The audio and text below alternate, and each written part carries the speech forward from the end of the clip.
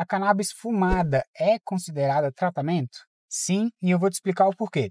Fala galera, hoje no De Carona com o Dr. Hélio, eu vim trazer esse assunto que toda semana aparece algum paciente questionando, principalmente aqueles pacientes que já fizeram uso ou fazem uso da forma inalatória, a forma fumada da cannabis, se é considerado cannabis medicinal. A primeira coisa que eu tenho que deixar claro é a forma inalatória, a forma fumada, hoje no Brasil, 2023, sendo mais específico, setembro de 2023, ainda não é permitido o médico prescrever a forma inalatória ou fumada da cannabis com fins medicinais, isso no Brasil.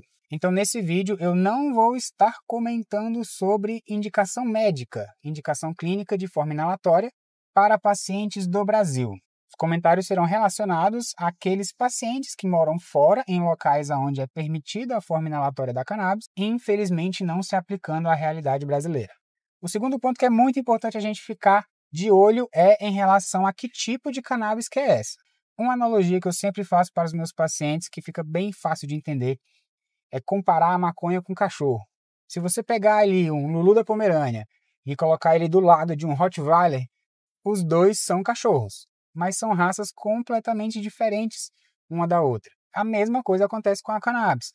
Quando a gente fala de cannabis na forma inalada, fumada, a gente tem que levar em consideração que tipo de cannabis que a gente está falando.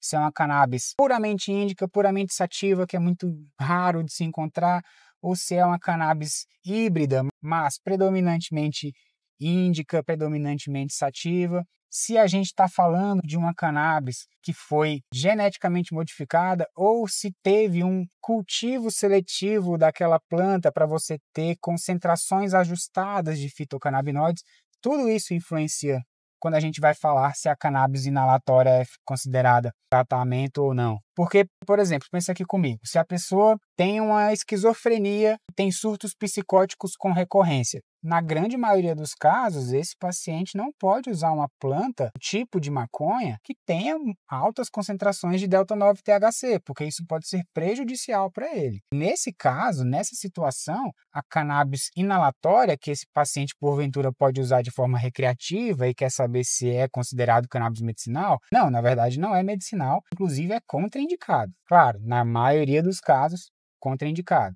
Medicina nunca é 100%. Uma outra situação completamente diferente é um paciente que tem um transtorno de ansiedade e faz o uso da cannabis inalatória ocasionalmente em momentos de crise de ansiedade, apenas para evitar o uso de excesso de medicações benzodiazepínicas ou até mesmo naqueles pacientes que querem tentar reduzir a dependência que se tem ao clonazepam, diazepam, etc. São situações completamente diferentes. E aqui também a gente tem que levar em consideração a idade da pessoa. Existem alguns estudos que mostram que a cannabis de forma inalada, aquela cannabis que tem altas doses de THC, quando usado de forma recreativa por adolescentes ou adultos jovens menores do que 25 anos, existem estudos que isso pode prejudicar o término do desenvolvimento cerebral desses pacientes, podendo ocasionar até mesmo em risco aumentado de doenças psiquiátricas no futuro, como um transtorno de ansiedade, pânico, estresse, depressão. De novo, deixando claro que eu estou falando de tipos de cannabis que existem altas concentrações de delta-9-THC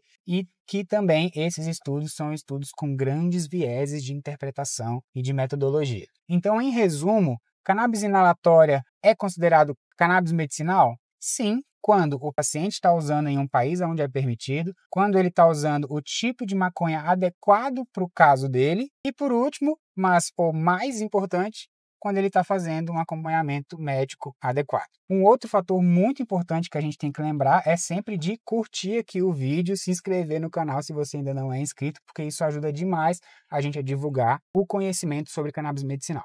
E agora que eu te ajudei, eu quero que você também me ajude fazendo o quê? Divulgando esse vídeo para todas as pessoas que você conhece que podem ser beneficiadas. É apenas com o compartilhamento da informação baseada em evidência científica, o compartilhamento da informação de forma séria, que a gente vai conseguir quebrar preconceito e tentar um dia aí, quem sabe, descriminalizar a planta no Brasil.